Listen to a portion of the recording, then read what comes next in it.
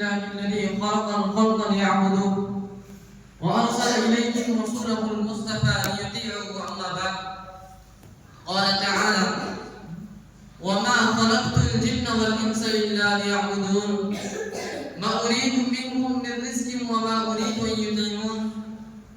أرسل الله رسلا مبشرين ومنذرين ليعرفوا الخلق بربهم ويبين الغاية التي لأجلها خلقوا. أيها الإخوة، أصل هذه العبادة وأساسها إخلاص العبادة لله، وهي أن تفرد الله بكل أنواع العبادة، وأن تتوجه بقلبك إلى الله محبة وخوفا ورجاء.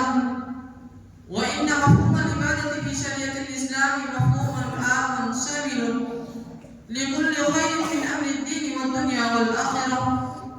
فحقيقة العبادة اسم يجمع كل الأقوال والأعمال التي يحبها الله ويرضاها، والمسلم في هذه الدنيا يعلم حقا أنه عبد الله فهو يسعى في تحقيق تلك العبودية ليكون عبدا لربه حقا، فشرفه وفضله وكونه عبدا لله يمتثل أوامر الله ويجتنب نواهيه ويقف عند حدوده وينفذ فرائضه. إن الله جعل العبادة أنواعا مختلفة، فعبادة قلبية هي ما يكون في القلب من إخلاص لله. هذه الصلاة الخمس التي يؤديها المسلم في هذه الدنيا يعلم حقا أنه عبد الله فهو يسعى في تحقيق تلك العبودية ليكون عبدا لربه حقا، فشرفه وفضله وكونه عبدا لله. والزكاة التي يخرج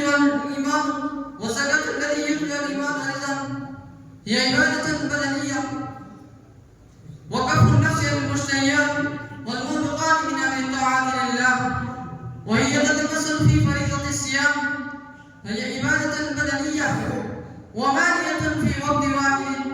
والجهاد في سبيل الله سلاح الإسلام وأعظم القربات إلى الله. ثم إن الله من علينا فشرع لنا عبادة من الصلاة والصوم والحج والعمرة وتلاوة القرآن والإنفاق في سبيل الله، وكلها زيادة لإيماننا وتكفية لمصلحتنا.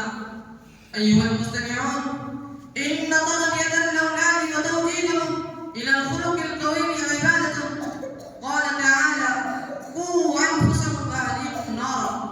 إن بيعك وشراعك وسعيك وحركتك الاتجار إذا قصدت بها طاعة الله فهي عبادة. زواجك ونكاحك تريد به إخفاف نفسك وتحسين فرجك وغض بصرك عبادة.